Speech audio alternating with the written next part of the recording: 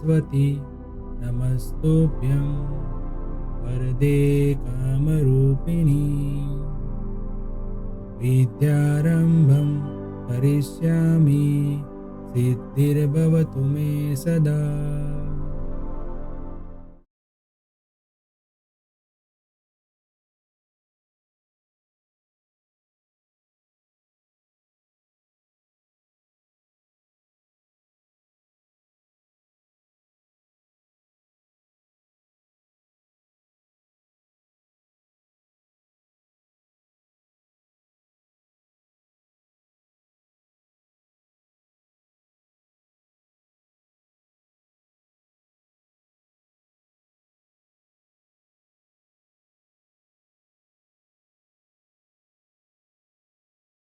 Hello everyone, welcome to Mantra e-learning. Friends, accounting and its terminology chapter 1 में हमारा lecture 3 है।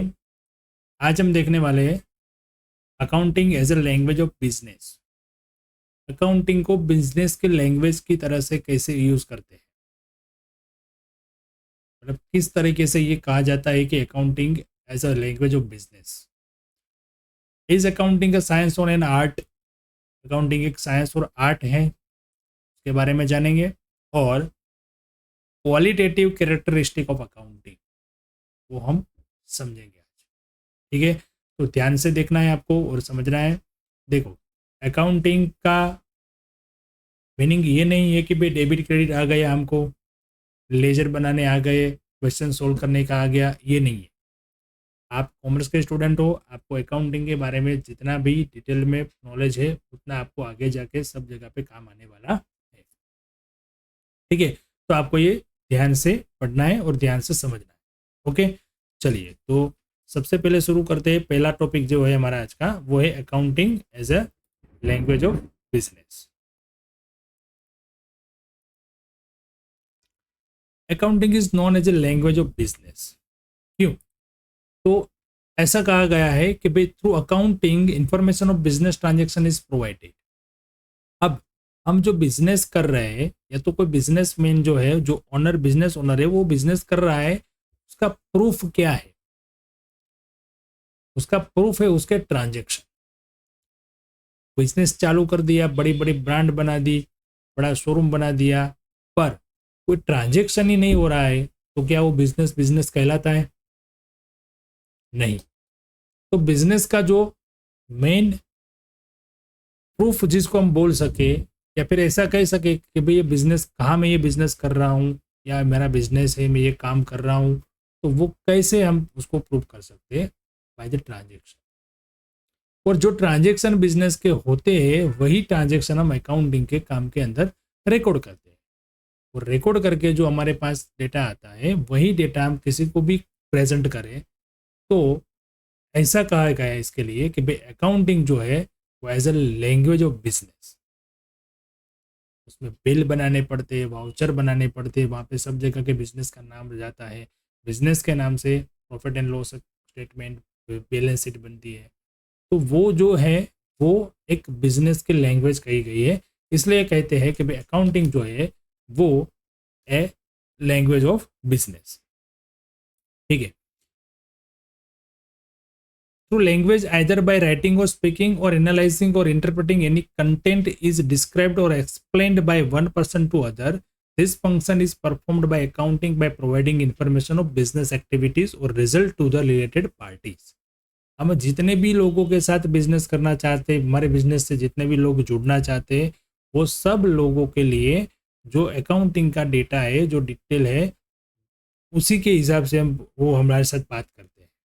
और लैंग्वेज का मतलब क्या होता है कि लैंग्वेज जैसे कि भाई हमारा कोई आइडिया जो हम दूसरे लोगों को शेयर करते हैं, तो हम कैसे बोल के शेयर करते हैं या तो रिटर्न में शेयर करते हैं। तो ये अकाउंटिंग रिकॉर्ड जो है वो हमारा बिजनेस रिप्रेजेंट करता है किसी अनदर पर्सन को, इसलिए accounting as a language of a business ये कहा गया है। ठीक है, language is use with its own predetermined norms. Accounting is also use with its own predetermined rules. Language जो है, हम किसी को भी, मुझे किसी को कुछ बात करना है, कुछ कहना है, तो वो पहले से डिसाइड होता है, मेरे दिमाग में पहले वो होता है मैं अभी लेक्चर भी ले रहा हूँ तो मुझे क्या बोलना है, क्या समझना है, वो पहले से मेरे अंदर है, मेरे दिमाग में है, तो मैं यहाँ पे बोल सकता हूँ। अगर वो है ही नहीं तो क्या बोल सकेंगे। मतलब लैंग्वेज जो होता है वो एक प्री डिटरमाइंड नॉर्म्स की तरह होता है, वैसे ही अकाउंटिंग जो है वो भी ऐसे ही रूल्स पे काम करता है। मतलब हमारे पास पुराने रिकॉर्ड है, वो उस रिकॉर्ड को हम दिखा के बात कर सकते हैं। ठीक है, तो इस लैंग्वेज के साथ इसको ऐसे हम कंपर्ट कर सकते हैं। Language as a feature of flexibility and time based changes are incorporated in it. Language जो होती है वो एक फ्लेक्सिबल होती है, उसको हम चेंज कर सकते हैं, बराबर। अकाउंटिंग ऑल्सो टाइम बेस्ड, उसको भी चेंज हम कर सकते हैं। चेंजेस मतलब वो बिना प्रूफ के चेंज नहीं होता है, बट हमारे पास कोई प्रूफ है तो उसमें हम चेंजेस कर सकते हैं। कोई मिस्टेक हो गई, कोई एरर हो गई, तो उसको हम रेक्टिफाई कर सकते हैं, बराबर। Accounting provide information of accounts. Accounting एक प्रोसेस है, अकाउंट्स एक अलग मैटर है। अकाउंटिंग एक प्रोसेस है और अकाउंट्स क्या है, अकाउंट्स जो है वो हमारा बुक्स ऑफ अकाउंट ऐसे बोलते हैं, बराबर। तो अकाउंट्स जो है वो अकाउंटिंग प्रोवाइड करते हैं। मतलब accounting provides information of accounts, हमारे जो भी अकाउंट्स लिखे गए उसकी इंफॉर्मेशन प्रोवाइड करता है अकाउंटिंग की process. Thus accounting work as a language, ये हम कह सकते हैं। ठीक है फ्रेंड्स, तो ये है कि हम ऐसा क्यों बोलते हैं कि accounting as a language of business. मान लो कोई बिजनेस ओनर को बैंक में से लोन लेना है, वो बैंक में जाके खुद का बहुत ही डिस्क्रिप्शन देगा, मैं ये हूँ, मैं वो हूँ, मैं ये हूँ, मैं ये बिजनेस करता हूँ, मैं वो करता हूँ। अब वो ओरली डिस्कशन हो रही है, उसके हिसाब से बैंक उसको लोन देगी नहीं। वो बोलेगी, बैंक वाले बोलेंगे कि आप ये बिजनेस करते हो तो आपके फाइनेंशियल रिकॉर्ड्स लेके आओ, उसको देख के हम अब वो डिसाइड करेंगे कि आपको लोन मिलेगा या नहीं।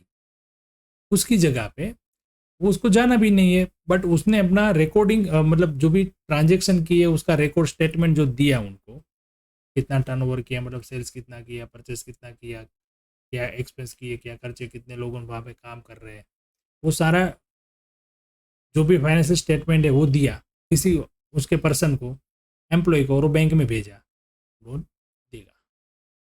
मतलब ओनर को खुद जाके बात करने की जरूरत नहीं पड़ी, उसके जगह पे उसकी बैलेंस शीट बोलती है तो लैंग्वेज है ना। तो accounting as a language of business, ये हम कह सकते हैं। अकाउंटिंग इज साइंस और एन आर्ट। साइंस है या आर्ट है, ऐसे कह सकते हैं हम। तो देखो साइंस क्या होता है, always based on rules and principle. Science always based on rules and principle, वो अपने रूल्स पे काम करता है। And this rule and principle are universally accepted. मतलब ग्रेविटी का रूल जो है, वो ग्रेविटी का रूल सब जगह पे होता है। ऐसा नहीं है कि भाई कोई बहुत ज़्यादा पैसा वाला है तो वो हवा में उड़ सकता है, और जो कम पैसा वाला है वो नीचे रहेगा, उसको ग्रेविटी का रूल ज़्यादा लागू पड़ेगा, उसको नहीं पड़ेगा। ऐसा तो है नहीं। तो ये साइंस का रूल है, प्रिंसिपल है, वो सब जगह पे क्या रहता है, सेम, यूनिवर्सली एक्सेप्टेड रहता है। तो क्या अकाउंटिंग में भी ऐसा होता है? हाँ, अकाउंटिंग में भी ऐसा होता है, क्योंकि अकाउंटिंग इज ऑल्सो साइंस। जैसे साइंस में अपने रूल्स होते हैं, अपने प्रिंसिपल होते हैं, वैसे अकाउंटिंग में भी उसके खुद के रूल्स होते हैं, उसके खुद के प्रिंसिपल होते हैं, और वो हर जगह पे universally all in the world accepted, prepared by human being. अब साइंस जो है वो ह्यूमन बीइंग नहीं है, कुछ नेचुरल ग्रेविटी का रूल वो नेचुरल है, इंसान ने तो उसको खाली खोजा है, बाहर निकाला है। क्या न्यूटन नहीं थे उसके पहले, क्या ग्रेविटी का रूल नहीं था? था, हमें मालूम नहीं था, उन्होंने सोच के उसको बाहर निकाला, डिस्कवर की। वैसे ही कि अकाउंटिंग जो है वो साइंस है, क्यों? क्योंकि उसके भी रूल्स है, प्रिंसिपल है, और वो यूनिवर्सली एक्सेप्टेड है, और ये किसने बनाए हैं? बाय ह्यूमन बीइंग, बराबर है। तो ये साइंस है। To record economic transaction of the business they are classified on the basic of accounting rules. वो हम पढ़ेंगे आगे, अकाउंटिंग रूल्स क्या है, अकाउंटिंग प्रिंसिपल क्या है। अभी हम देख रहे हैं और सुन रहे, समझ रहे हैं कि भाई अकाउंटिंग क्या है, जो हम पढ़ने वाले हैं, जो हम सीखने वाले हैं। और अब जितना भी आगे हम कॉमर्स में पढ़ेंगे वहाँ पे अकाउंटिंग ही पढ़ेंगे। तो ये क्या है अकाउंटिंग, वो हमें पहले जानना है। तो हम ये देखते हैं अकाउंटिंग के जो इकोनॉमिक ट्रांजेक्शन रिकॉर्ड करने की जो मेथड है उसको क्लासिफाइड किया गया है by the basis of accounting rule. Accounting rule के हिसाब से उसको क्लासिफाइड किया जाता है। To record transaction and individual skill is not required. To record transaction and individual skill is not required. यहाँ पे कोई पर्टिकुलर स्किल ऐसी कोई रिक्वायर्ड नहीं रहती है। किसी को आपने बिठा दिया और बता दिया कि भाई ये रूल्स के हिसाब से आपको इसको यहाँ लिखना है, इसको यहाँ लिखना है, बता दिया कि भाई ये सेल्स के वाउचर है तो उसका सेल्स का बुक बनाया है, तो जितने भी ये वाउचर है उसको आपको इसमें रिकॉर्ड कर देना है, वो रिकॉर्ड हो जाएगा। उसमें कोई ऐसी कोई स्किल की ज़रूरत नहीं है। क्यों? क्योंकि वो प्रिंसिपल सेम है जब सब जगह पे। तो कोई भी बंदे को आपने उतना भी बता दिया कि भाई आपको इतना करना है, वो कर देगा, बराबर है। इंडिविजुअली स्किल की रिक्वायरमेंट नहीं है, only rules are to be followed. Rules followed करना है। अगर रूल्स फॉलो नहीं किया तो अकाउंटिंग रिपोर्ट्स हमें बराबर मिलेंगे नहीं। When accounts are prepared by different person, the process of preparation of account and its result would remain the same. एक ही बिजनेस के अकाउंटिंग अलग अलग पर्सन भी लिखेंगे, अलग अलग पर्सन रिकॉर्ड करेंगे तो भी वो सेम ही रहेगा। क्यों? क्योंकि यूनिवर्सली एक्सेप्टेड है और यूनिवर्सली एक ही रूल सब जगह पे अकाउंटिंग का होता है। माने कि जो डेबिट होता है वो इंडिया में भी डेबिट होता है, अमेरिका में भी डेबिट होता है। ऐसा नहीं है कि भाई यहाँ पे डेबिट हुआ तो वहाँ पे क्रेडिट होगा, नहीं। डेबिट क्रेडिट के रूल्स है अकाउंटिंग के, वो रूल्स जो है वो all in the world same है, हर एक बिजनेस के लिए सेम है। फिर वो चाहे सोल प्रोप्राइटरशिप हो, पार्टनरशिप फर्म हो या कोई बड़ी कंपनी हो, सबके लिए सेम ही है। हाँ, कंपनी के लिए कंपनी का एक्ट है तो उसके हिसाब से कुछ प्रोविजन उस पर ज़्यादा है, और छोटा बिजनेस वाला है उस पर कोई एक्ट ऐसा नहीं है तो उसमें प्रोविजन कम है, बट अकाउंटिंग के रूल जो है वो सेम, बराबर है। तो इस हिसाब से अकाउंटिंग को हम साइंस कह सकते हैं, क्योंकि वो साइंस की तरह ही अपने रूल्स और प्रिंसिपल पे काम करता है। Apart from science accounting is known as an art also. ठीक है, अब साइंस का तो हमें पता चल गया, पर साइंस के बाद उसको आर्ट भी कहा जाता है, ऐसा बता गया यहाँ पे। Accounting is mainly categorise in three category. First is a financing accounting, financial accounting. Second है कॉस्ट अकाउंटिंग एंड थर्ड है मैनेजमेंट अकाउंटिंग। ये तीनों के तीनों जो है वो कैटेगरी है, अकाउंटिंग एक ही है, उसको कैटेगरी वाइज डिवाइड किया गया है। तीन टाइप की कैटेगरी, एक होता है फाइनेंशियल अकाउंटिंग, दूसरा होता है कॉस्ट अकाउंटिंग, तीसरा होता है मैनेजमेंट अकाउंटिंग। ये सब आप आगे जाके 11-12 के बाद बीकॉम, एमकॉम, एमबीए कुछ भी करोगे तो उसमें सारी चीजें डिटेल्ड में आएगी। ये आपकी शुरुआत, कोई जानना है फाइनेंशियल अकाउंट, कॉस्ट अकाउंटिंग और मैनेजमेंट अकाउंटिंग। ठीक है, तीन टाइप की उसकी कैटेगरी है। Keeping the limitation of this accounting in mind, a specific skill to prepare account is also required. देखो, अब यहाँ पे क्या बताया गया था, to record transaction and individual skill is not required, बराबर। बट यहाँ पे क्या बताया गया है कि keeping the limitation of this accounting in mind, a specific skill to prepare record also. यानी समझते एग्जाम्पल से, देखो कोई डॉक्टर है तो डॉक्टर को हम कॉल करके पूछ सकते हैं कि मेरे को ये प्रॉब्लम है, ये सिम्टम्स है मेरे, तो मैं कौन सी दवाई लूँ, वो दे देगा लिख के, फोन पे बता सकता है, बराबर। और हम मेडिकल से लाके अपना वो थोड़े टाइम के लिए उसको क्लियर कर सकते हैं, वो डाइजेस्ट को अभी हम क्लियर कर सकते हैं। बट कोई बड़ी बीमारी है, ऑपरेशन करना है, कुछ सर्जरी करनी है, तो वो डॉक्टर को खुद ही करनी पड़ेगी, उसके लिए स्किल चाहिए। हाँ, वहाँ पे रूल्स तो सेम ही है, 10 डॉक्टर को आप बताओगे 10 लोग यही बताएंगे हाँ इसमें सर्जरी ही करनी पड़ेगी। क्यों? क्योंकि साइंस है, मेडिकल साइंस है उसमें, ठीक है भाई ये डाइसिस का सॉल्यूशन है, यही है और कुछ नहीं है, तो वो कोई और करेगा तो चलेगा? नहीं चलेगा। वो उसको खुद को करने की, मतलब उसके पास स्किल है, कैसे काटना है, कहाँ से वो करना है, क्या करना है, वो सब, तो स्किल मस्ट रिक्वायर्ड। बट दवाई खाली देनी है तो वो लिख के भी दे सकता है और कोई भी कर सकता है, तो खाली लिख के देना है कि भाई इसको ये दवाई दे दो, ठीक हो जाए। तो सेम वैसा ही है, ट्रांजेक्शन को रिकॉर्ड करने का काम जो है वो आप किसी को भी दे सकते हैं, किसी से भी करवा सकते हैं, मतलब उसको बोलते हैं डेटा एंट्री।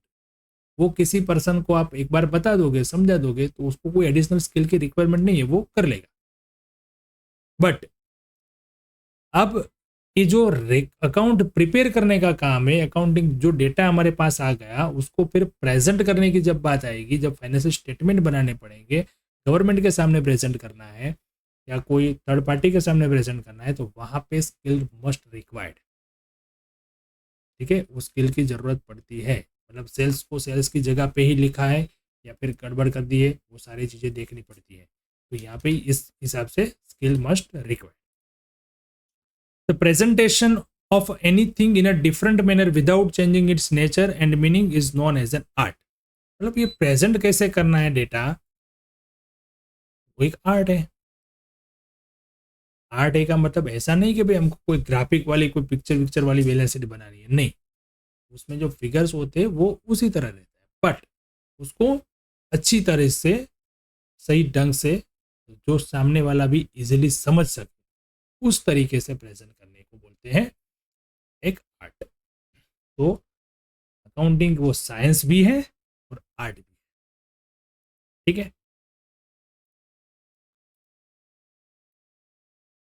अकाउंटिंग के कैरेक्टरिस्ट देखे जाए तो सबसे पहला जो कैरेक्टर हम बोल सके तो वो है रिलायबिलिटी। मतलब कि देखो, अकाउंटिंग का जब हम the use of accounts prepared is not confined to accounts preparers and owners of the business.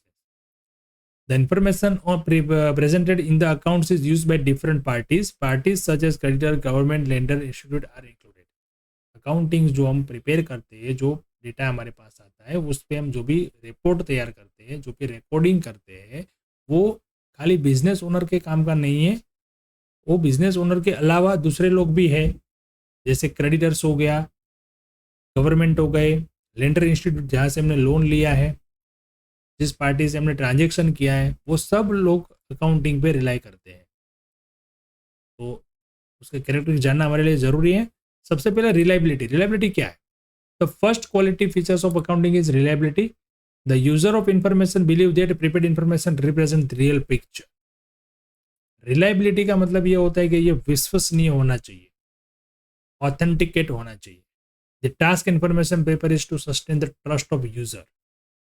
मतलब बैंक ने अपनी बैलेंस शीट या प्रॉफिट एंड लॉस स्टेटमेंट देख के लोन दे दिया, तो वो सही होना चाहिए, उसमें कुछ मिस रिप्रेजेंटेशन नहीं होना चाहिए, वो रियल पिक्चर दिखाना चाहिए बिजनेस की क्या भी सिचुएशन है। The prepaid information has to be completely errorless, उसमें कहीं भी एरर होनी चाहिए नहीं, बराबर।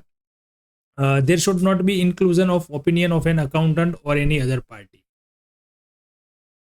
बराबर, किसी का ओपिनियन नहीं होना चाहिए, जो भी है वो रियल फैक्ट होना चाहिए, किसी का व्यू नहीं होना चाहिए, मेरा तो ये व्यू है कि मैं इतना बिजनेस कर रहा हूँ, इतना मेरा सेल हो रहा है, इतना वो है वगैरह। ठीक है, if rules and principle are fully followed the prepaid information would automatically disclose trustworthy presentation. मतलब कि हमने रूल्स और प्रिंसिपल कंप्लीटली फॉलो किया है, तो जो हमने प्रिपेयर किया हुआ है वो ऑटोमेटिकली ट्रस्टवर्दी प्रेजेंटेशन ही होगा। ठीक है, under the red head of reliability, trustworthy presentation, neutrality and full disclosure are included are sub characteristic. मतलब रिलायबिलिटी जो है वो सबसे पहला उसका वो हमने देखा ना, अकाउंटिंग क्या है, use as a language of business. मतलब हमारा रिपोर्ट जो है वो बोलता है कि हमारा बिजनेस क्या है, एक लैंग्वेज सर है, तो ये रिलायबल होना चाहिए और रियल पिक्चर दिखाना चाहिए।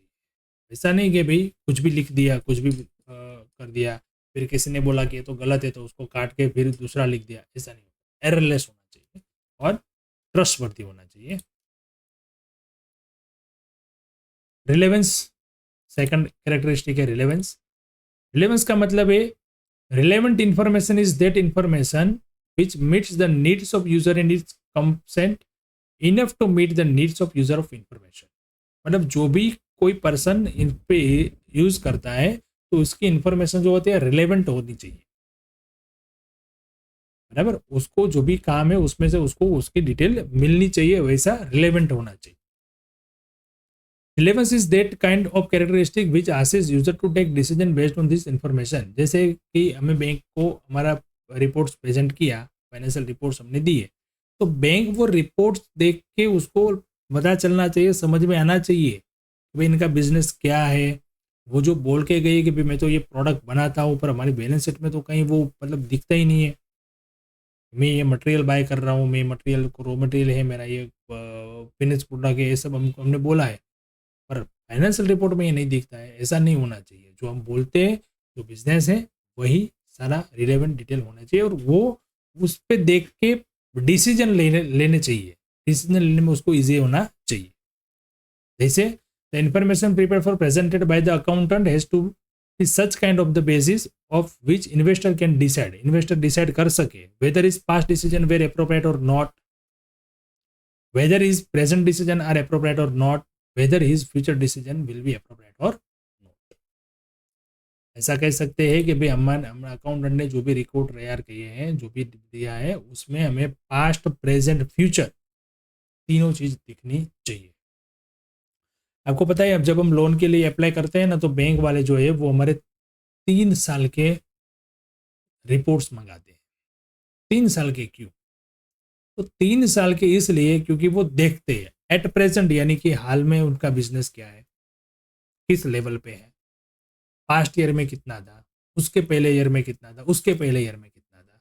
तो लगातार 3 साल से क्या ग्रोथ में है या कम है या अप डाउन है, उस पर वो एस्टिमेट करते हैं कि भाई इनका फ्यूचर में क्या होगा। 3 साल से लगातार ग्रोथ में है तो फिर ग्रोथ में ही रहेगा, डाउन जाएगा तो भी ग्रोथ में आ जाएगा, बराबर है। तो इस हिसाब से ये रिलेवेंस डेटा, रिलेवेंस एक कैरेक्टरिस्टिक हम समझ सकते हैं। अंडर स्टेबिलिटी, अंडर स्टेबिलिटी के लिए कह सकते हैं in addition to relevance, relevance से ज्यादा the presented information should be that kind of which can be easily understood and interpreted by the information of user. हम जिसको भी ये डेटा दे उसको आराम से इजिली समझ में आना चाहिए, उस तरीके से ये डेटा होना चाहिए। मतलब कि अकाउंटिंग की उसकी खुद की एक टर्मिनोलॉजी है जो हम देखने वाले हैं आगे इस चैप्टर। रूल्स है, प्रिंसिपल है, वही रूल्स और प्रिंसिपल और वही टर्म यूज करके ये रिपोर्ट्स तैयार किए गए होने चाहिए।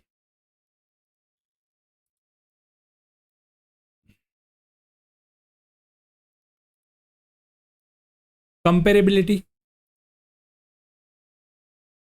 एक क्वालिटेटिव कैरेक्टरिस्टिक है। अकाउंटिंग इंफॉर्मेशन जो है वो इकोनॉमिक सॉल्वेंसी के लिए हम 2 पीरियड से कंपेयर कर सके। मैंने बोला ना कि 3 साल का डेटा वो मांगते हैं, हमारे पास 3 साल के रिपोर्ट मांगते हैं, तो उसे वो कंपेरिजन कर सकते हैं। कंपेरिजन कैसे कर सकते हैं? बिजनेस ग्रोथ में है या अप डाउन चल रहा है, वो सब इसमें पता चलता है।